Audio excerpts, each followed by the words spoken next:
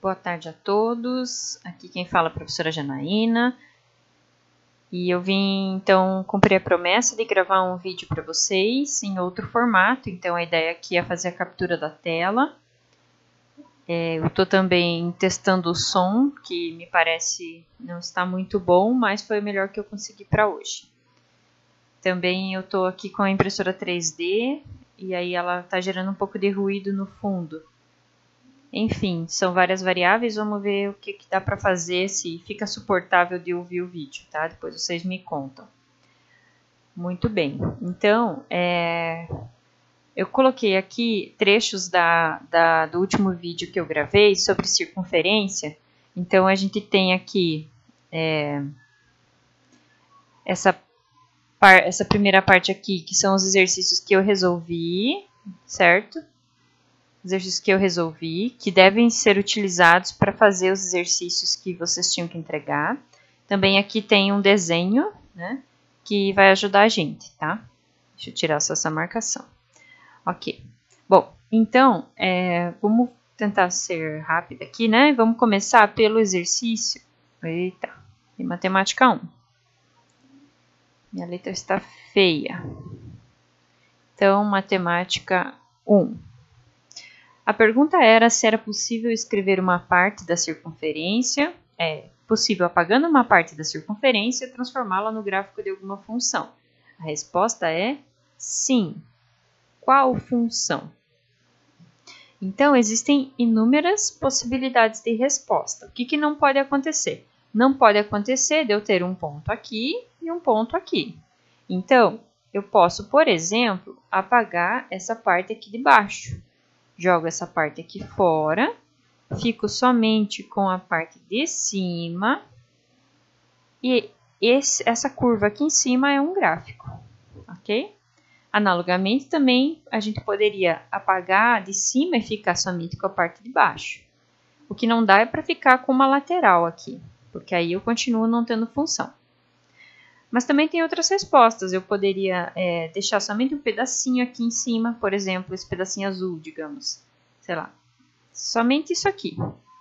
Essa curvinha pode sim ser uma função. Você só tem que dizer quem é o domínio e aí você vai ter uma função bonitinha. Eu vou trabalhar então com a função com o maior domínio que a gente consegue, tá? Que é toda essa parte de cima. Então, primeiro, qual é esse domínio? Né? Daqui até aqui. Lembrando, então, que esse raio é R. Então, aqui eu tenho menos R e aqui eu tenho R. Então, a minha função ela vai ser de menos R, R. Contra domínio, posso colocar qualquer coisa. Vou colocar reais, não vou me preocupar com isso. Aí, eu preciso agora identificar como será a regra dessa função. Então, x é elevado em f de x, onde f de x é dado pelo quê? Bom, nesse ponto, agora a gente vai olhar essa expressão, que é a única expressão que a gente tem, né, em termos de equação. E aí, o que significa isso? O y faz o papel aqui do nosso f de x, certo? O eixo y é o mesmo que o eixo f de x. Então, basta que a gente isole o y nessa equação. Então, eu começo aqui, vou fazer de outra cor, porque é o meu rascunho. Então, eu começo com x² mais y² igual a r ao quadrado. E vou isolar o y. Então, vai ficar y² igual a r² menos x ao quadrado. E y igual. Quando eu extraio a raiz, vou fazer de vermelho. Quando eu extraio a raiz em ambos os lados, este lado aqui, essa raiz do quadrado, é o quê? É módulo. Tá? Não corta, porque isso aqui é sempre positivo, então tem que colocar aqui um módulo. E desse lado é a própria raiz de r² menos x². Ou ainda, a gente poderia colocar, ao invés de colocar o módulo, colocar um mais ou um menos aqui. Entretanto, quando a gente diz que o módulo é igual a isso, a gente está falando, permitindo tanto y positivo quanto y negativo, porque o módulo dele é positivo. Como é justamente essa restrição que a gente está fazendo, a gente está jogando fora os negativos, então eu exijo que o meu y, então isso aqui implica que o meu y é positivo, e positivo igual a esse número. R² menos x². Eu poderia, se eu quisesse, ter escolhido ficar com a parte de baixo, e aí, nesse caso, eu teria um menos aqui na frente. Tá? Mas, então, uma resposta possível é essa aqui. Se você fez algo diferente, espero que você tenha mandado, eu vou corrigir a tarefa, ok? Muito bem. Então, isso conclui a tarefa de Matemática 1. O pessoal dos outros anos, é interessante também revisar isso, né? Ok? Muito bem. Então, agora eu vou apagar e vamos para a tarefa seguinte, que é de Matemática 5. Vamos ver se eu consigo apagar essa forma aqui. Acho que não vou conseguir.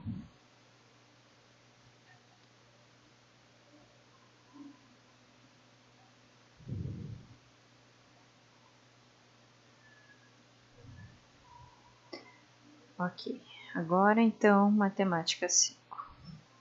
A vantagem do vídeo é que vocês podem passar para frente, né? Enquanto eu fico me enrolando. Isso é bom.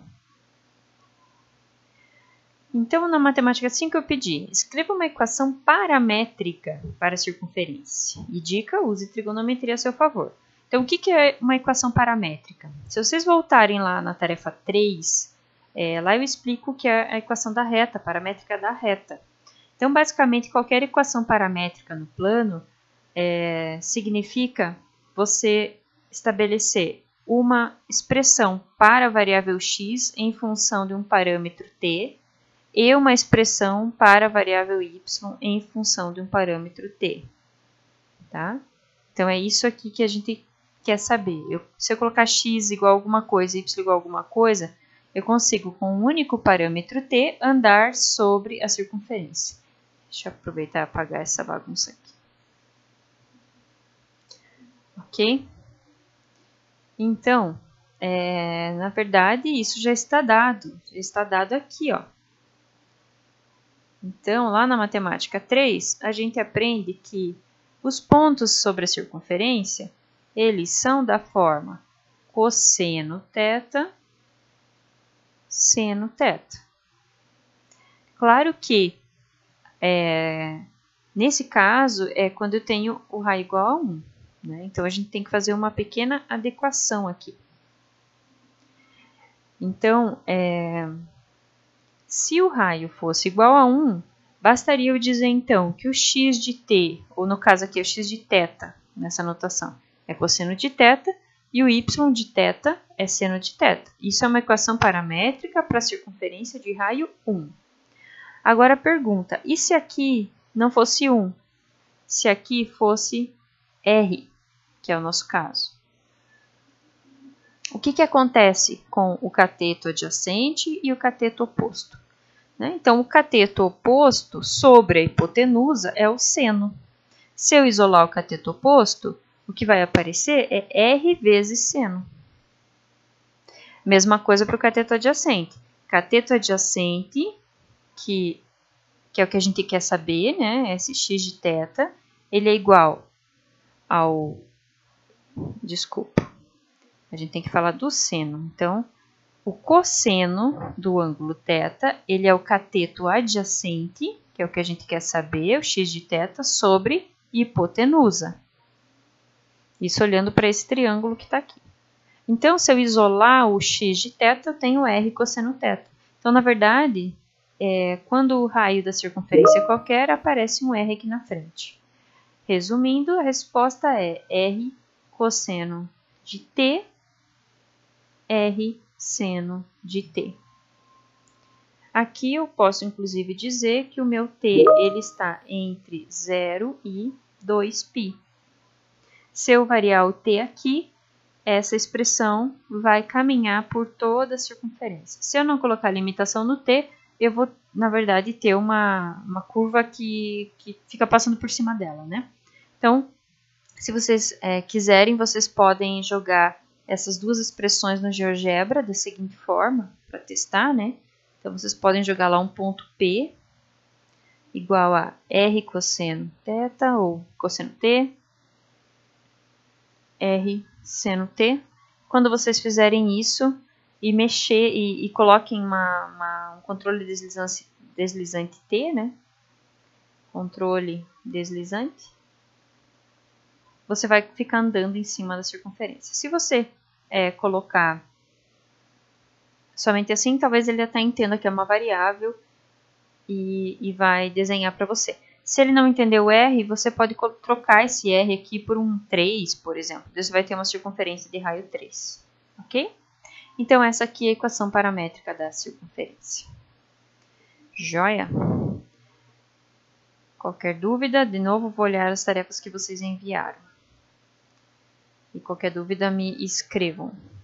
Finalmente, vamos para a última tarefa de matemática 3. Então, na matemática 3, eu pedi para, a partir da equação da circunferência dada em geometria analítica, então, essa aqui, como que a partir disso, você consegue deduzir uma relação importante da trigonometria? Aqui, eu estou falando da relação fundamental da trigonometria.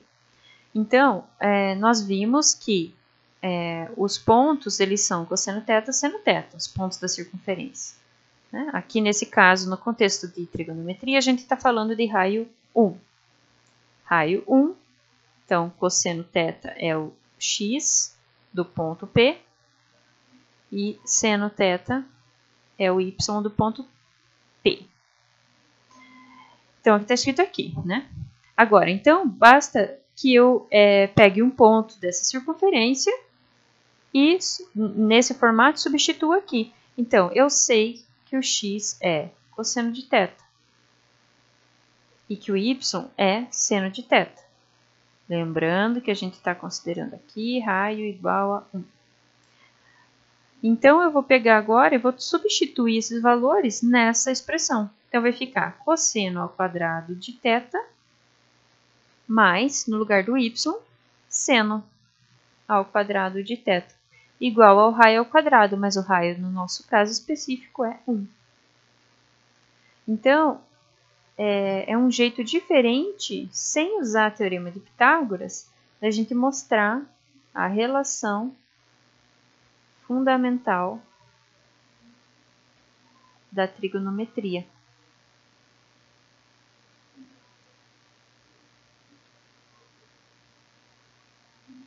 Ok? Então, lá na disciplina de matemática 3, a gente usa o teorema de Pitágoras, né? Então, aqui a ideia seria não usar o teorema de Pitágoras, ele está por trás de todas as questões, mas diretamente olhando esses, principalmente associando essas duas visões, da geometria analítica e da trigonometria, a gente conseguir passear, né, entre uma e outra, ok? Então, lembrem bem que essa é a relação fundamental da trigonometria e era isso que eu queria que vocês fizessem. Então, termino o vídeo por aqui e provavelmente eu vou fazer um vídeo, né, uma live com vocês na sexta-feira, mas eu aviso mais próximo. Obrigada pela atenção e até mais.